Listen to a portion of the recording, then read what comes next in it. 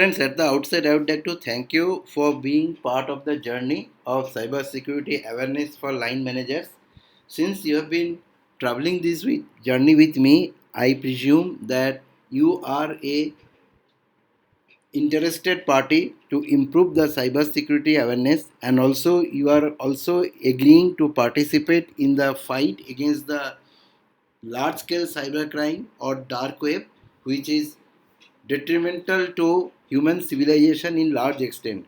There are many of avenues which are available with us to fight cybersecurity. But before going ahead with that, let's look at this what we have learned in the entire course.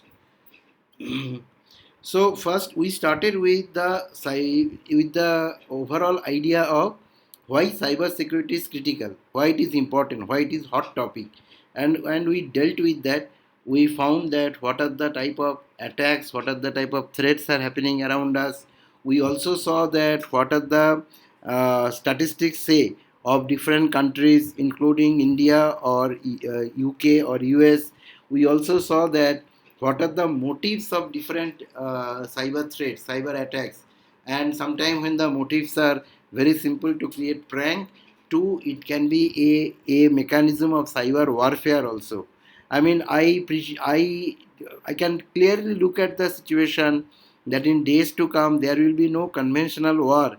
Their war will be only through cyber war. If you need not send a single army to enemy's country, you can actually hack their system, put their power system down, put their energy sector down, introduce viruses in all banking system, take out data of the financial data through hacking. Those kind of cyber wars will be available.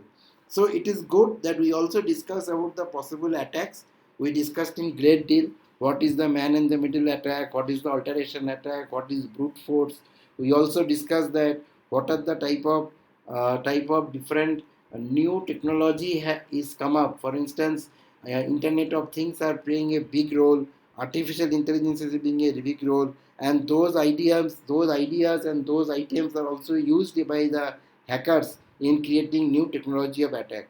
And similarly, when the auditors are auditing the preparedness of security, they are also taking help of lot of technological like audit control tools are being used, forensic tools are being used, and all those kind of things. We discussed in brief about the protection techniques, because there are we discussed about the firewall, we discussed about the IPS, IDS, honey trap, honey net. We also discussed about the different software solutions like encryption. Then we discussed the framework of PKI, public key infrastructure. Then we talked about the digital signature and digital certificate. We also talked about the framework of security. For instance, we talked about ISO 27001 implementation of ISMS, Information Security Management Services. We talked of IT Act 2000, why it is important. We talked of different clauses of IT Act which are relevant for all of us to be aware of. And then in the last sector, we discussed about the common do's and don'ts. We talked about the dark web in that section. Then we talked about the common do's and don'ts. What are the bare minimum protection we need to take, so that such we are not party to those kind of heinous crime or those kind of cyber attacks, or we do not support people to use our devices through this kind of cyber attack activity. So my idea of preparing the course was, and I told it in the beginning, maybe in the promo video also I proved that conception, that I wanted you to become a responsible netizen. So what is that? You need to know your data.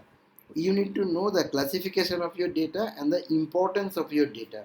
And the data which are extremely important for you, maybe from the for your personal use or from the organizational use. How do you design the policy? How do you design the storage principle or backup policy, so that in the event of any untoward incident like data loss or data pilferage, you will be able to protect yourself from that.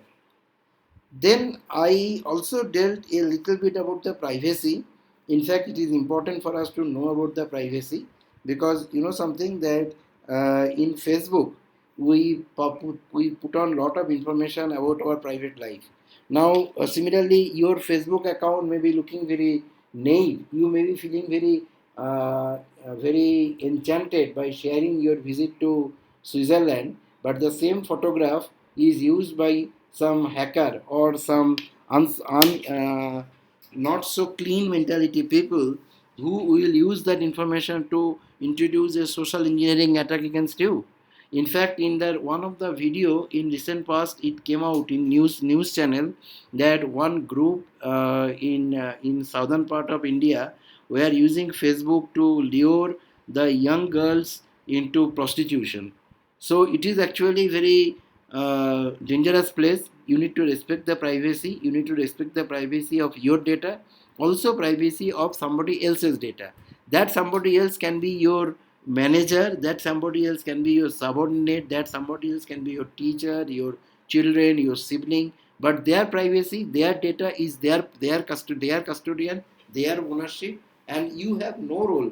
You have no, unless and until those data are shared into the public domain, to sneak into the data and look for the information out of that.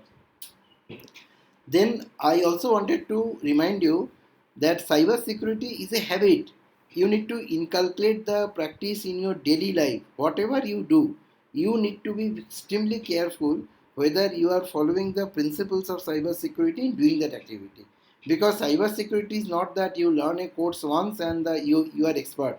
Unless and until you practice those, whatever you have learned, you practice those in daily life, in day-to-day work, you will not be safe. Your habit has to be developed, and then maybe from time to time you should go for a refresher course. You should be aware of what are the new technologies or new attacks or new kind of threats are appearing, and what are the probable solutions for coming on that. So it is a growing field, and then you need to be aware and on to mark to be safe from those kind of situations.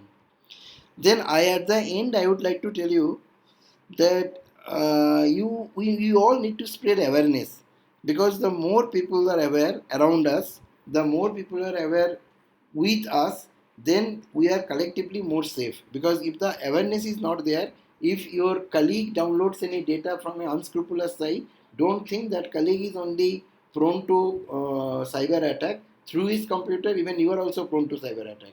So therefore it is important.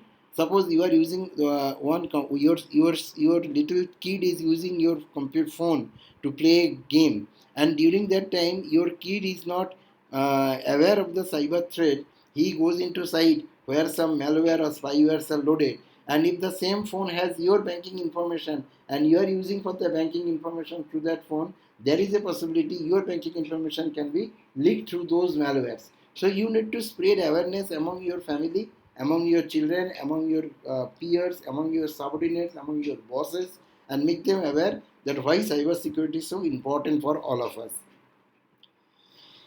Well, this slide I have wanted to just put at the last to guide your thought process in probably another area of opportunity, because cybersecurity as a career is very lucrative.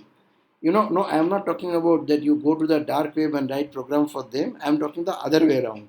If there is a huge skill gap and there is a huge demand in industry today, there are statistics say that there are very less number of informed people in the industry who deal with cybersecurity, and there is a huge work of making the entire country, entire world aware of the risk, and there is a necessity for a lot of foot soldiers to fight this cyber security or cyber warfare. So therefore, some of the certification or degree course I have mentioned will actually help you to become a soldier in that, and maybe you can think of a career opportunity, and they are also a well-paying career and very lucrative career, and that give lot of intellectual satisfaction also to do. So the first course which comes in my mind is you can go for CEA, Certified Ethical Hacker. Ethical hackers are those hackers who hack on permission of customer, and they actually participate into forensic and participate into preparation of your IT system more secure than we have already discussed about the penetration and all these things in past in the during the course. So you can go for CEH. It's not very difficult, but this will make your fundamental completely clear. Relatively difficult to go for a CISA CISM, because it took me almost 6 months of study, and then because I had some other work, so I could not appear for exam. I had to take a 3 months break, and then I again gave the exam. But I passed in one shot, and I got good score. CISA is a exam which is Certified Information System Auditor. So if you are a CISA, you can audit the IT system. You can also audit the IT security, and you can also add value to the governance of the IT using CISA certificate. CISA CISM is given by a body called isaka.org. Isaka is a US based organization who is a mother umbrella organization of lot of certification. So you can go for CISM also, which is more towards security. This is Information Security Manager, certification of Information Security Manager, and that also is a examination which is a paper-based exam where multiple choice questions are asked, and those questions, every question has got around I think 2 marks. 400 questions are asked. Out of 800, you are supposed to score something more than 450 or 460 to pass that exam. Then you can go for information security professional from I2C. I2C provides you CISSP certification, and that is also very good from the security perspective, from the information security perspective, and gives you a lot of exposure, lot of job opportunity for that. Then ISO 27001. I did ISO 27001 lead auditor very recently. It's a very encompassing course. It gives you all clauses, all protections, all security measures which need to be implemented to do a ISMS implementation. And also ISO 27000 lead auditor will allow you to audit lot of security preparedness of lot of organization. In some case, some countries, they do not want for ISO 27001, but they go for ISMS also. So you can do that also. And if you are really seriously interested, you can do a master's degree in cybersecurity also, because nowadays many universities, including Indian and US universities, they are offering master's degree, and those master's degree also give you a lot of insight into the cybersecurity kind of work. So, friends, I just wanted to share with you all, and I am available for you for any kind of support, anything you need, anytime in future. Do not hesitate, write to me. And probably since you are from different parts of globe, you may not be able to have the opportunity of speaking to me. But definitely, people who are from India can give me a call and have a word with me. Or in case of any doubt, you can write to a mail. One mail. I am always there to support you. One of the recent seminar I did in Institute of Audit in Bombay, and the subject was again cyber security awareness program. For instance, it happened in 2019. I think beginning of 2019 or end of 2018, sometime like that. So I draw a conclusion of my course. I hope you have enjoyed the journey, and I hope you will use the knowledge which will be beneficial for you as an individual and also society as a social effect, and you will improve the cyber security preparedness. Thank you very much.